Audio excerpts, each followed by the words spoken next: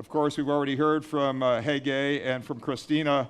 Let me just mention who the other panelists are going to be this morning. We have Jan Morten Ertsas. He's the Vice President, Offshore Oil and Gas Solutions, ABS Consulting. We have David Lane. He's a professor at Heriot-Watt University, an expert in robotics and automation. We have Gunvar Ulstein. She's the CEO of the Ulstein Group. And we have Simon Liang, who is the chairman and CEO of Sino-Pacific Shipbuilding Group. A welcome to all of you. And we've heard from our two speakers. What I want to hear from the rest of you is how would you define ocean space technology, Simon, and how does it apply to your business now and in the future? I come from China, so I'm shipbuilding. What I try to do, 10 years ago I come to this industry. I found it's very conservative in China. So I try to be a bridge between China and the rest of the world. And we have been very set up a good engineering capacity, corporate water leader people. We work very well with Ulstein since a very long time. And I found that today this is more necessary than before because last session, people talk a lot about the challenge, including talents. And talents, China graduate student is 7 million students every year. You have a good engineer to find. And also China have the market and the finance behind, so we can really cooperate for that. So this is. So you feel you can compete in the ocean space area. Gunvar, how do you define ocean space technology, and how is it impacting your business and the opportunities? Well, for us, is it working? Yeah. For Ulstein, it's from sea surface to sea bed, we are mostly delivering design, as Hege showed here, design for new vessels. So we are thinking platform design, as she showed very nicely, so that the ship owners and the suppliers can put a different kind of equipment on board. The marine platform is the same and will be the same, and you need the same kind of power on board these vessels, but the top side and what the vessel will do will be differently. So we look into that. We also look into how is it possible not to just extrapolate the vessel size, but how can we think more smart when it comes to the handling equipment? I think there is a lot to do there. And I agree with the last panel that I think NOV, Ulstein, contractors, oil companies, they should work more closely together because I think that is the way you can get the best products forward. And I don't think that it necessarily gets more expensive. I think it gets really more cost-effective to work in that manner.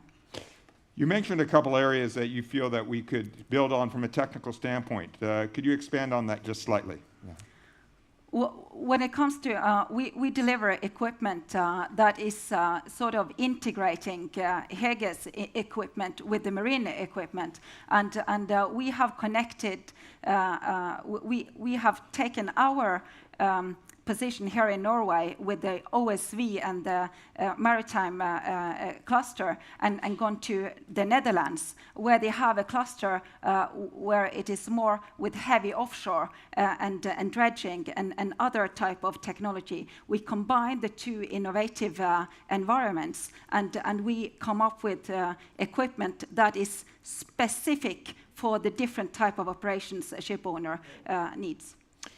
Professor Lane, you're an expert, of course, in robotics and automation, but I think, Gunvar raises some very interesting points already. I want to get your perspective on how you define ocean space technology and where you really think that the future lies and the opportunities.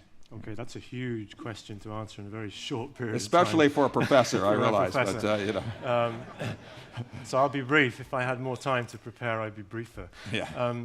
I think about ocean space really in terms of the volume in space that I'm studying and in time.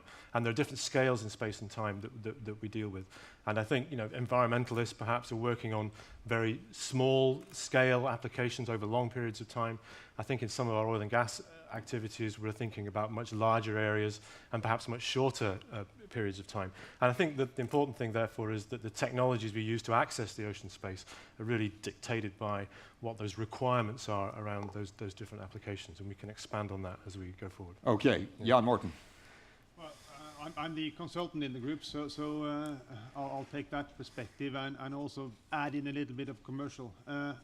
I'm with ABS Consulting, and we're bringing 150 years of ABS history into Norway, and I'm also the CEO of SafeTech, and SafeTech has a 30-year history in Norway, so we're adding that now by this merger of SafeTech and ABS Consulting.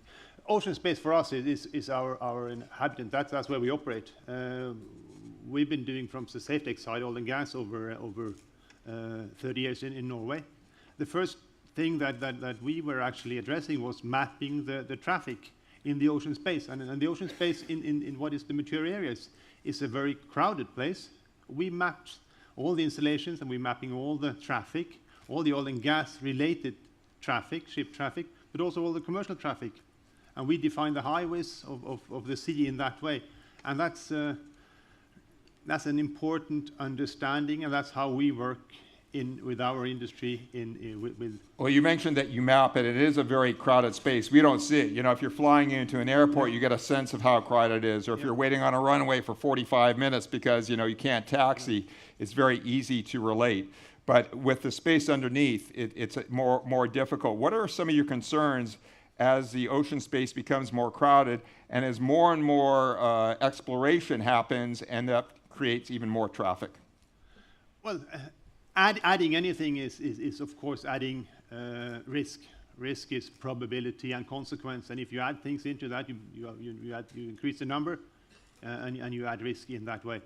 My major concern is maybe not what has been addressed very strongly in the first panel, the technology. I think we have fairly good standards. I think we know a lot about how to do things correct. I think we need to focus even more on the people side, the human side of managing risk in all phases of offshore industry.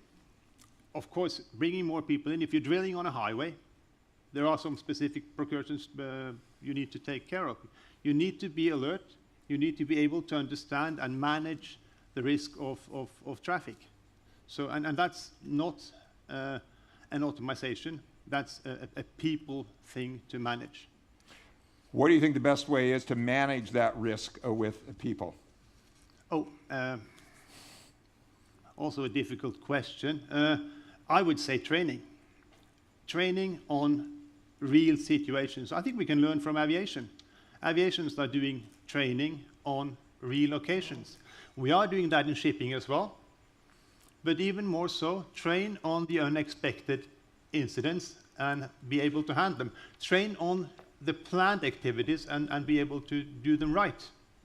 So is this more through simulation? Because in the real world, if you get it wrong once, it can have dire consequences. Oh, I agree. We need to do that in simulators and even tabletop training. Yeah. Beware, make sure that we do it correctly the first time.